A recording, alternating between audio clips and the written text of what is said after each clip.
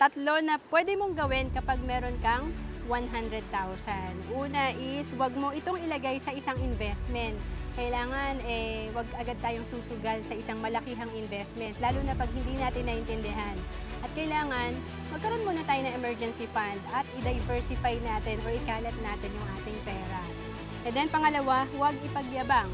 Siyempre, pag tayo ay nagyabang, na may pera tayo, talagang marami ang uutang sa atin at siyempre yung iba maiinggit sa atin. So dapat tahimik ka lang at palaguin mo yung pera mo. And then pangatlo, invest in yourself. Kailangan yung 100,000 mo ay mapalago mo, dagdagan mo pa ito, i-improve mo yung skills mo para tumaas pa ang income mo, i-invest mo to para mag-grow pa yung investment mo. And of course, mag-enroll ka sa mga course na makakatulong sa'yo para mag-improve yung skill mo, kagaya na sa marketing. To know more about savings and investment, message mo na ako sa FB. So,